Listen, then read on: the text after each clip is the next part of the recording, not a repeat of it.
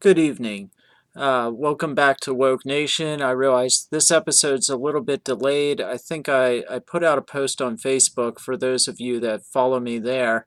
Um, just, I'm sure everybody's traveling, everybody's trying to catch up on the last of their holiday um, shopping and all the plans they have, putting the final, dotting the I, crossing the T on all your final holiday plans and adventures. Like everybody else in that category, this episode was a little delayed. That notwithstanding, it gave me some time to actually find something kind of concrete and outside of the box. Normally, during this time period, you would hear all sorts of different podcast episodes talking about the nativity or Santa Claus or, or or presents really aren't what's important. It's being together as a family, being a cheerful giver, and the like, and so on. All of those things are very valuable and important. And actually, next week I will have a very specifically oriented, targeted Christmas episode. But in the meantime, this delay, like I said, gave me a little time to find something that was a little outside the box that you would typically see at this time of year. Um, St. Anselm, who is the Archbishop of Canterbury and one of the earliest of the Church Fathers, along with around the same time period as Irenaeus or uh, Augustine of Hippo, or this is prior to Aquinas, but Anselm wrote a book called Why, in Latin it's Cur Deus Homo, which is the Why the God Man, and the book seek to address the question of why Jesus taking human form was absolutely necessary to the salvation of mankind, and not just our salvation, but more broadly speaking, he took on a much more broader context to that theological theme in addressing something that we don't hear about all that often today, which is God's honor, the honor of God. Uh, Part of his argument was that the incarnation was absolutely necessary for God to uphold his honor. You remember that in the book of Genesis, Adam and Eve in the garden fell. They sinned against God. They ate the fruit of the tree of the knowledge of good and evil against God's command, and plunged the whole human race into sin and misery.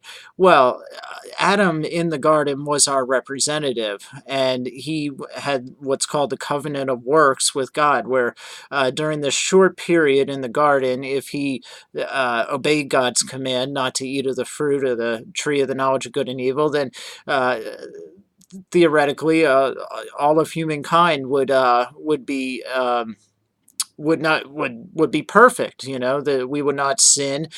So it seems that the opportunity, that a testing period, was a like I said, only a period. But in any case, Adam failed and plunged and broke the covenant of works, as it's called. So part of what Jesus returned to earth, or came to earth to accomplish in his incarnation as fully God and fully man in human form, was to fulfill the covenant of works which Adam broke or destroyed. And in doing so, he damaged, if that's probably not the best word for it, but brought reproach. Adam brought reproach on the honor of God. And so what Jesus was doing was repairing, or restore. Actually, restoring would be a better word. Restoring the honor of God. And Anselm spends some significant time in Cur Deus Homo, Why the God Man, in outlining this thesis, this doctrine. If you want to call it that, God's honor, the restoration of God's honor. Part of what Christ came here to do was to restore God's honor, and to uphold his honor, and to fulfill, or fix or repair, restore the covenant of works. We don't, again, I don't hear many people talking about, God's honor, or God's holiness, or God's righteousness a whole lot in the country. In the churches that I visited here lately up around Harrisburg, I almost never hear this spoken about or preached about or talked about in the sermons, in the Sunday schools, in podcasts. It's just not something that really gets spoken of a whole lot. By and large, in today's, and I've talked about this time in and time out, by and large, in today's churches, what we hear about is the love of God, the love of God. God is love. God is a giant teddy bear in the sky who's only interested in desperately seeking out people that just want nothing to do with him. And oh, his heart bursts for people. I just. I don't think that's the proper view of what God's love is. I really don't. Um, be that as it may, you just don't hear a whole lot about his honor, or that what Christ came to do was also to restore, or yeah, restore the honor of God that Adam um, uh, laid waste to, or smeared. That's a good way to put it. Smeared the honor of God. Because it can't be damaged. God cannot be personally, he's not a physical being, but he can't be wounded or hurt or damaged. But his name, his honor, can be blasphemed, or dragged through the dirt. And that's kind of what Adam did, and what Christ came to fix, repair, restore. Um, and part of what comes from knowing about the honor of God, or the holiness and the righteousness of God, is a healthy sense of fear and respect. The Bible talks about the fear of the Lord is the beginning of wisdom. And there's many different ways that you can talk about fear. Some in one sense it could mean, holy terror, shaking in your boots in absolute abject terror. That is one way you could look at it. And if you look through the Old Testament in particular, or even the New Testament, any human being that is put in the presence of any sort of supernatural being, whether it's God in spirit form, or an angel, usually that human being is struck rigid with fear and terror. Look at the angel, or Mary, when the angel came to her, she was at first afraid. Joseph, Zechariah, all these people terrified when the angel of the Lord first appeared to them. And the angel usually starts out his tidings, or his sayings, or his message from God, by saying, fear not. Um, And if you look back through the Old Testament, there's Moses at the burning bush. There's just as many uh, verses and chapters that deal with human beings being terrified. And when the Israelites were brought before the foot of Mount Sinai, the mountain that God dwelled on, that he later, the mountain where Moses went up and got the Ten Commandments, the people were terrified of even being within the shadow of the mountain, because of the presence of God in the mountain. They could hear it, the lightning, the thunder, the rumbling, and they were struck with terror at being in his presence. And they'd asked Moses, tell God not to speak to us, not to speak to you, because the sound of his voice and his communication just filled them with terror. So that's one sense of the word fear. But when the Bible talks about the fear of the Lord is the beginning of wisdom, and this is, I think, more in keeping with the idea of respect and awe. And that, I think, has been largely missing. Both senses of the word fear have been largely missing from America today. But the first one, or I should say the second, the awe and the respect and the reverence is definitely gone by the wayside. Even in the churches, you just watch a contemporary worship service, and you can see that there's really not a whole lot of fear of the Lord in any of the people there. They just kind of waltz into the service with their cell phones still on. You can see people filming the worship band, filming the pastor, sending text messages, going in and out of the sanctuary during communion, during the sermon, during the songs, whatever. They're coming and going as they please. There's people. If you go to some of these mega churches that I've visited, there's entire little there's lounge areas outside of the sanctuary where people just kind of are sitting throughout the entire service, just talking to each other, talking about the football game, the baseball game, the car show they're going to go to over the once the service is over, the very service that they're not sitting in on and not participating in. So I mean, this idea of the fear of the Lord seems to have evaporated from the church. And if it evaporates from the church, it's also going to evaporate from the culture, from secular culture, because where are they going to get their knowledge of the fear and reverence of the Lord if not from the church itself? And if the church is not exhibiting that, then surely the culture, the secular culture, will not either.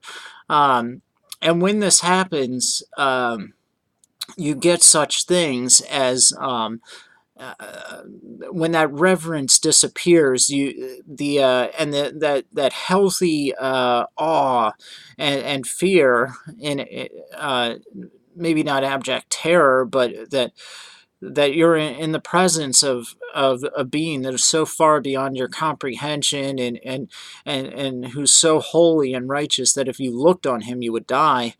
You could never stand in his presence on your own, the Bible says. That respect and awe and reverence for such a being just goes by the wayside, as I said.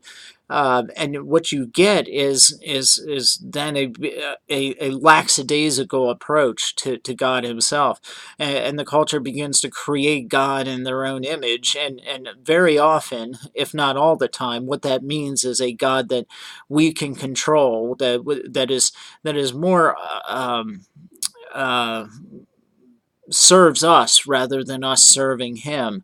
And then what follows after that is logically consistent in that we mock God, and we blaspheme him. And we've started to approach that point here in the culture because just the gospel and actual biblical truth just isn't being taught anymore. So why would secular people who know nothing about God have any respect for him if they're not learning anything about him in schools, in the church, in the home? They have no idea who he is. And so things that are sacred, like the nativity, the incarnation, the atonement, the sacrifice of Christ, the resurrection, all these kinds of things are now openly mocked and blasphemed and cursed and ridiculed. Case in point, and I'm going to read this on, if you go to, let me see if I can bring it up on my phone here. This article here, Netflix has just uploaded a video onto their streaming service. It's called The First Temptation of Christ, and it's in Portuguese, but the subtitles are in English. The movie is described as a parody, and the movie's teaser on Netflix reads, Jesus, who's turning 30, brings a, quote, surprise guest to meet his family. But Netflix in Brazil has received a strong response from its viewers in South America after the streaming service scheduled a Christmas special billed as a, quote, dark comedy about a, quote, gay Jesus. Um, as of this writing, more than 1.4 million people have signed a Change.org petition asking the streaming service, that would be Netflix, to remove The First Temptation of Christ. The way the petitioners are signing, the backers should make their goal of 1.5 million signatures. They call for, quote, removing the film from the Netflix catalog and for the backdoor to be held responsible for the crime of villainous faith. We also want public retraction as they have seriously offended Christians. This is from officials in Brazil. The movie was produced by a comedy group called Dos Fundos, a comedy troupe of 5 people from Rio de Janeiro, Brazil, who started filming sketches and parodies on their YouTube channel. Some have likened the comedians' work to Monty Python films of the 1970s and 80s. I do want to say very quickly, I watched the trailer for this First Temptation of Christ, and just from a quality standpoint, as far as wit, satire, just the verbal skills of the writers, they are nowhere near the level of Monty Python. I mean, I've grown up watching Monty Python. I do not avow everything Monty Python has said or done. Just as a very pertinent example, Monty Python made the movie Life of Brian about a character named Brian who was born in a stable just next door to Jesus, and then goes throughout his life, being um, mistaken for a type of Messiah, messianic figure, and is eventually crucified. The movie's blasphemous. I would never suggest anyone watch that. And, I understand those who would never watch anything Monty Python did just because of that movie. I would fully understand that. Um, I enjoy the Flying Circus, which was their TV show, but that's beside the point. But there, yeah, this group, the movie appears to me to be just purely run off of a delight in being offensive and blasphemous and vulgar. That's the impression I got from watching the teaser and skipping through some scenes in the film itself. It is on Netflix now here in America. But this isn't the only example. I would encourage everyone, just briefly, to go to change.org and sign the petition to get this movie removed from Netflix, which I think is the appropriate response. I don't think legal action should be taken in any of these cases, and I'm going to get to that, my opinion on legal action in moral cases in just a second here. Um, but the that's the appropriate response is the citizens, the people that would be purchasing or who are buying goods from Netflix. Let the market decide these kinds of things from a moral standpoint. I've always said that if you arrive at a point where a culture is embracing and accepting blasphemous films like this one, um, pursuing it, pursuing the film to remove it through legislative efforts, to me says you've already lost the war, because this is a spiritual and moral issue. It is not a legal issue. Much as I despise this film, without even having seen the whole thing. It's described as blasphemous, vulgar, and disrespectful. The comedy group themselves acknowledge this. They're well aware that a film about a quote gay Jesus is blasphemous, and they don't care. Um, so I despise that, and I despise the film itself, but making something like that illegal is not gonna solve the problem. It would just mean that the film would be released on the black market. It would receive a kind of martyrdom cult status, and this is a hard issue. And if people are saying, I think it's okay for films like this to be made, then you going and putting pressure on representatives or senators to then ban said film it doesn't accomplish anything whatsoever. The battleground on issues like this are in the church. If the church is not preaching gospel, is not preaching truth, is not preaching the attributes and character of God, so that the culture is aware, that there of what I spoke earlier, the fear of the Lord. If we have a healthy knowledge of who God is, and not that there's an unhealthy. You know what I mean, though? Like, if you have a healthy fear of God, like I described earlier, then the culture would reject films of this kind, and legislating against such films, it just accomplishes absolutely nothing. Um, I mean, there's a video game coming out called I Am Jesus Christ, and you can go on change.org, I believe, and sign the petition against this video game also, where you actually play out as, a first-person character video game. You portray Jesus and go around and I assume perform miracles, and I mean, you don't get more blasphemous than that. How trivializing, how utterly disgusting to, and it just shows that the whoever made this video game have no concept whatsoever of who they are making fun of and ridiculing by this video game. It's just a total trivialization of holiness and the power of God. What a mockery of something that is actually so vital and precious to humanity at large. This is not a small thing that Christ came here to earth. It is not a small thing that he became fully God and fully man.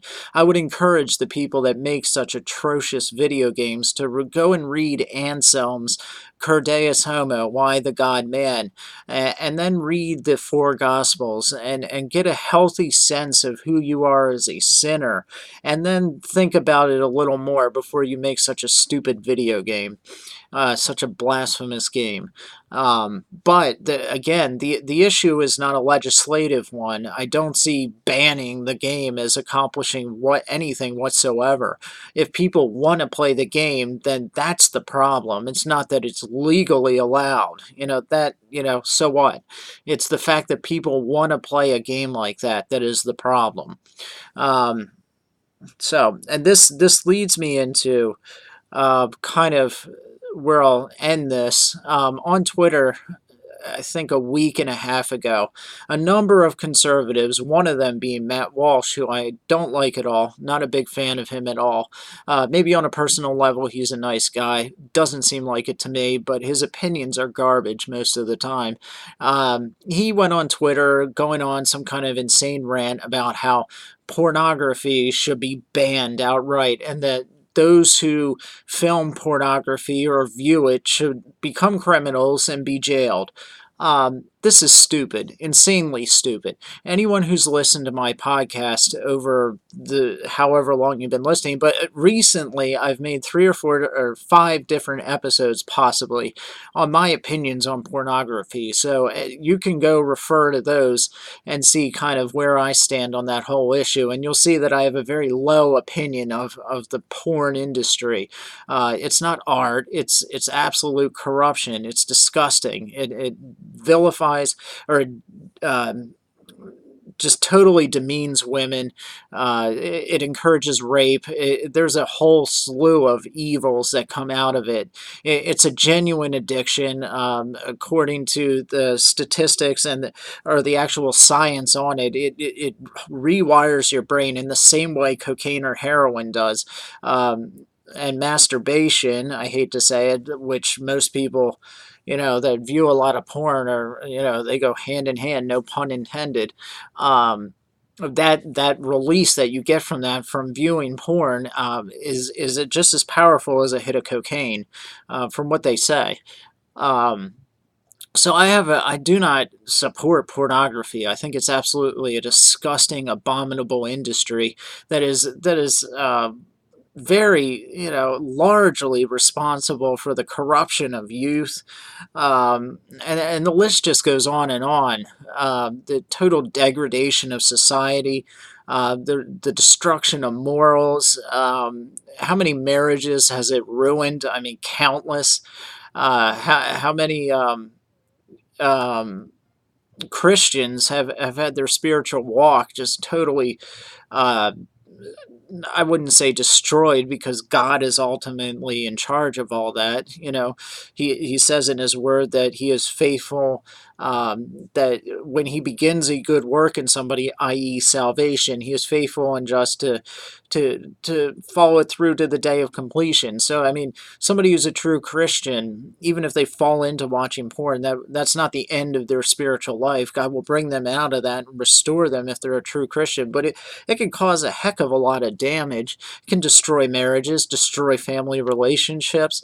There can be legal issues if you fall into a dark enough hole.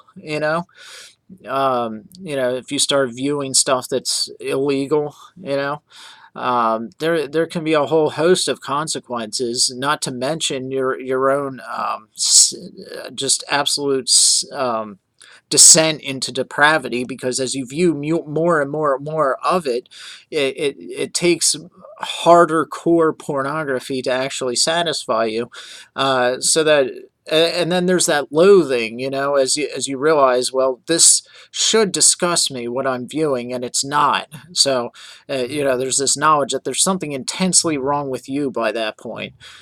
So it's just bad all around. There's nothing positive about it. There's nothing good about it.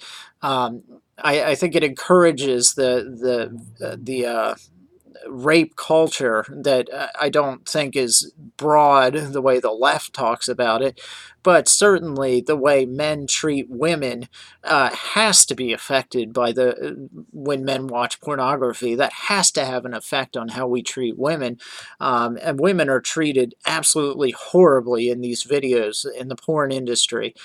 They're spit on, kicked, punched, slapped, and rape scenarios are played out for people's viewing enjoyment. And it's, I'm sure, very realistic. I've heard people describe it, and it's disgusting. It looks just like a rape. I mean, tell me that doesn't have a tremendously negative impact on a young person who's 13, 14, 15 years old. Even adults shouldn't be watching that, but imagine a 12-year-old who's watching a perfectly choreographed rape scene. Um, and this is something that it becomes dangerous because then they're getting pleasurable release from watching sexual assault. That's bad. So I in no way defend pornography, but these conservatives, Matt Walsh, Michael Knowles, some of the others, um, first off, the as I said earlier about blasphemy, it's the same argument. If you have a culture that by and large thinks pornography is not a negative thing and it's okay for us to view it, and it's largely a positive thing, you'll hear a lot of people today say masturbation is healthy for you. So viewing porn is not a bad thing. These videos are videos that can be viewed in the privacy of your home between consenting adults, and it can actually help your sex life. I've heard all the pro arguments for it. They're all rubbish, but that's beside the point. Whether they're rubbish or not, the fact remains that if you have a society that by and large thinks that this is a good thing and is healthy and not a negative, is not sin, then you've lost the battle if your response to that. You've lost the war if your response to it is, let's go make it illegal and throw the people in jail who are viewing it or creating it. I mean, that is just so wrong-headed and empty-headed on so many levels. Think about it like this. If Matt Walsh had his way, your 16-year-old son who has a few Playboy magazines underneath his bed would all of a sudden become a criminal. And if he was a repeat offender in that area, theoretically, logically, consistently with Matt Walsh's vision of a moral America, of the common good, that child, a 16-year-old, would then be put in prison for the crime of owning pornography. Not child porn, not bestiality, a penthouse magazine or something of the kind, with just, regular sex being shown in it. Hardcore or not, it doesn't matter. Now he's in prison with actual rapists, with actual burglars, with actual murderers, and a child who has a moral failing in the issue of sexuality. It would be better served being dealt with between a parent and a youth pastor, or your priest or whatever. That's how it should be dealt with. Instead, are now put in a prison complex with actual rapists.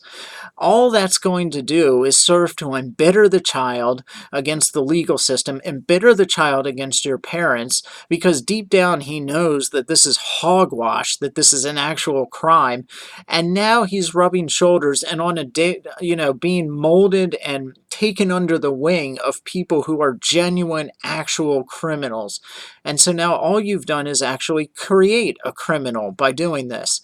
You did it legally by outlawing porn, and then you really did it by putting him in a situation where he is spending all his time with true, genuine menaces to society and being brought under their wing and now cultivated and brought up as a real criminal. This is just wrong and stupid on its head. But people like Matt Walsh think that this is, the common good. I mean, common sense tells you that, who defines then the common good? If you have somebody, let's say Matt Walsh became president and he said, you know what, for the common good, we're going to say porn is bad and we're going to outlaw it. All that does is then set a precedent for the next president to come along and define for himself what common good is and outlaw something that he thinks is bad. You know what? The next time it could actually be the Bible, because right now we're facing a crisis in the culture, a clash between two different types of thinking where homosexuality and all these other sexual proclivities are being viewed as a natural way of, expressing yourself. This is who you are. And over here on the other side, on the conservative Christian side, you have God's law and what God says, and the two are clashing. And if you say on the one hand, well, when a Christian becomes president, he can outlaw homosexuality or outlaw pornography, what do you think's going to happen when a secularist becomes president? He's going to outlaw the Bible. He's going to outlaw Christianity. He's going to outlaw prayer. He's going to outlaw mission, evangelism, street evangelism. Go down the list. So outlawing pornography, while it might sound like, it sounds like a great soapbox to stand on top of and proclaim your virtue, which Matt Walsh is great at doing. But all it does is seek to set an incredibly bad and dangerous precedent. Nothing is gained by it because, again, I tell you, if you have a society that thinks that pornography is good and is not bad, then if your response is to legislate against them, then you've lost the war. The battle is a moral and a spiritual one. Go to your church. Ask your priest, Matt Walsh, because you're Catholic. Ask your priest why he is not preaching sermons specifically dealing with pornography and pornography addiction. Why is he not preaching sermons on it? Does your church have counseling along these lines? What kind of outreach are you doing in the community if this is such a damning issue? If so many people are being destroyed by it, what are you doing for it besides just blabbing off on Twitter? People are always brave and virtuous when they have a large Twitter following and they can get a lot of likes and a few retweets. But what is he actually doing about it in real life? Nothing. Absolutely nothing. And what tells you even more of how wrong-headed they are is that the very next day, Michael Knowles, who I actually do like, he gets on Twitter and he says, and addressing people that disagree with Matt Walsh, he said, and now you, the pro-porn group of the conservatives, and he put us all in quotation marks, conservatives, uh, calling anyone who disagreed with Matt Walsh pro-porn. There is nothing pro-porn about my position. And it's actually very disgusting and disingenuous that they would frame it in that way, to say that just because you think it's a bad idea to outlaw it, then I'm pro-porn.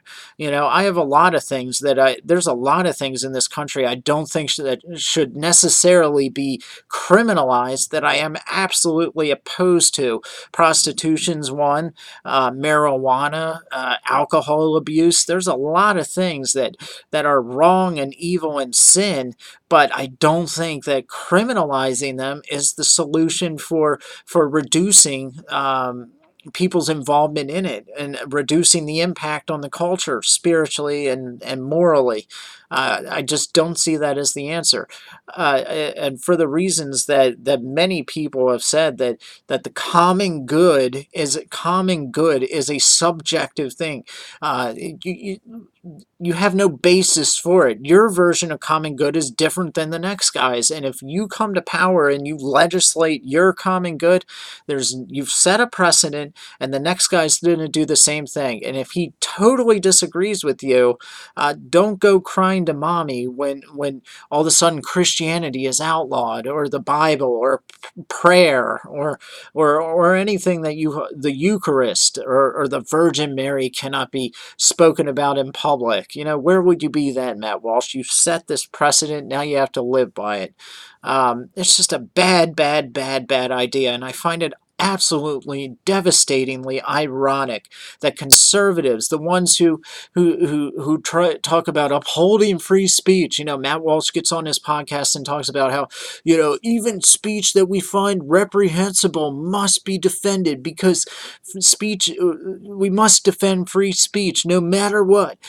Just because it's offensive doesn't mean that we should outlaw it. But then when it comes to something that's, it's like a tough issue for him, ban it. It shows that he really doesn't believe what he's saying. He's not a true conservative. He's a hypocrite. That's what it really boils down to. And that's why right now there's a huge rift going on in the conservative movement, split down the middle between people that are actually America first and actually embrace true conservative Christian values. Ironically, like Tucker Carlson would be put in that category. There's Nicholas Fuentes. There's a whole slew of these people that are starting to wake up and realize that these big conservative Inc., what they call gatekeepers, like Ben Shapiro, Matt Walsh, The Daily Wire, Charlie Kirk, Candace Owens, all these people are not actually conservatives. They're what are they conserving really? They compromise on biblical morals. Charlie Kirk calls himself a Christian, but then he gets up there and says, he just has thrown his hands up and surrendered on the whole issue of homosexuality and gay marriage and everything. What you do is your business. That's not true. That's not true. It doesn't mean we should ban homosexuality, but me saying that we shouldn't ban it is actually a far cry from saying that we should throw up our hands and do nothing about it. There's a lot that can be done about it, starting with churches actually preaching the gospel and the full counsel of God. Start there and then begin your work in the culture. Forget the legislation. That gets you nowhere. It never has been the answer. Look at prohibition. That's all you need to know. Anyway, next week we'll have an episode on Santa Claus and his elves, and I'm not sure what day I'll put it out, but it'll be before Christmas. Today's the 16th, so we're coming up on Christmas quick. Um, I hope you got all your shopping done and you're making merry with your eggnog. In the meantime, good night. I am Eric Swalwell and Eric Kamala. Good night and God be with you.